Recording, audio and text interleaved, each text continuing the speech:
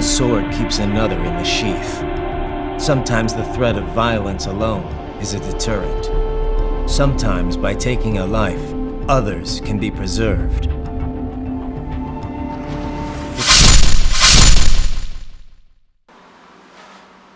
Delicious!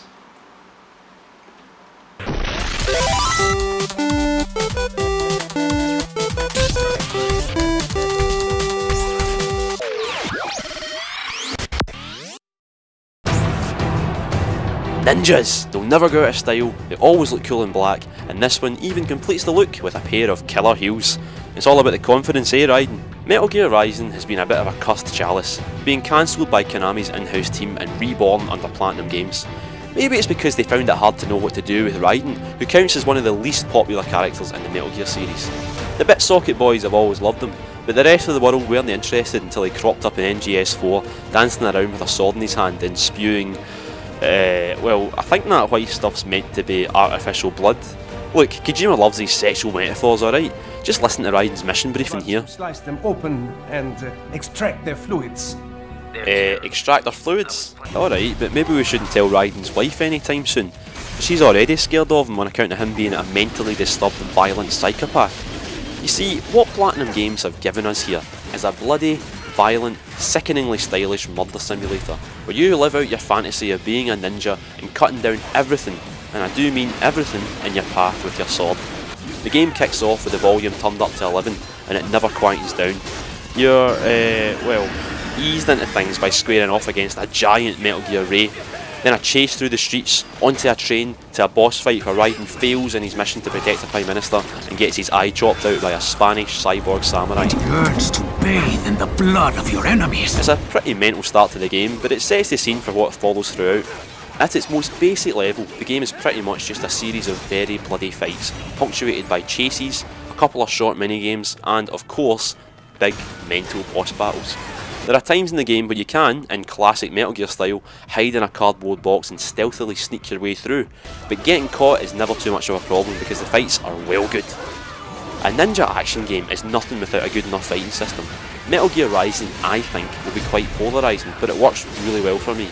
If you're expecting a Devil May Cry kind of game where it's all about combo memorisation and perfecting your technique, you might be disappointed. Raiden's moves can all be done through pretty simple button bashing, so it's simple to get to grips with just slashing away and killing a bunch of guys.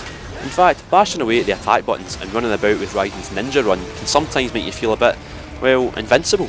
It really is the epitome of being a super hard cyborg ninja, and Raiden's slashes and movements all just have a flow and smoothness to them that's very impressive. So where's the challenge then?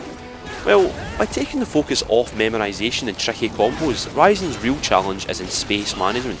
It's all about hitting the sweet spot between all-out attack and well-timed defence. Raiden has a tricky little parry move that takes a little while to learn.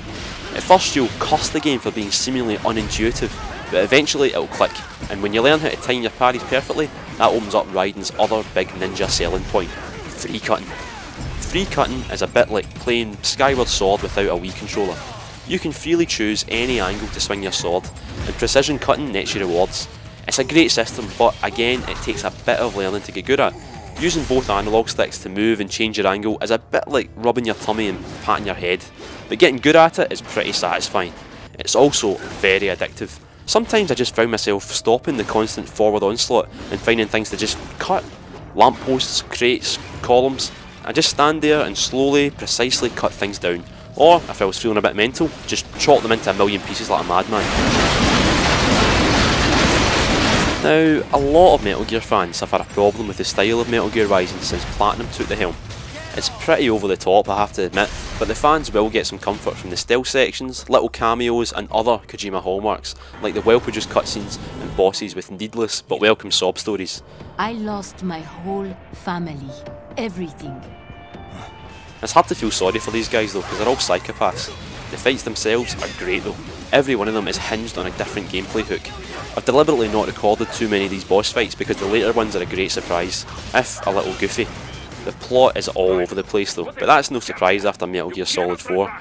Raiden's quest is confused, messy, ridiculous and at times in pretty poor taste.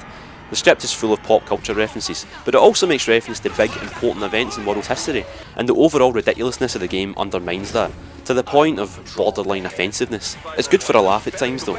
This is a game where you get to cut about as a sombrero-toting cyborg mariachi, and well, I can't say too much, but wait till you meet the US Senator, that's all I'm saying. This ridiculousness is also a great strength of the game.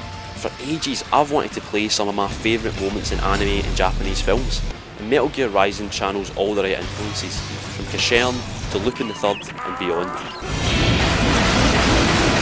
One word of warning though, maybe you shouldn't play this game with other folk in the room. It's pretty intense, and with free cutting at full swing, cutting cyborgs up into little pieces is sickeningly violent. So folk might start thinking that you're a bit of a violent nutcase, just like Raiden himself. Yes! Sorry. Seriously though, if you can stomach it, and your loved ones don't leave you because they're scared of the monster you're becoming, Metal Gear Rising is pretty special.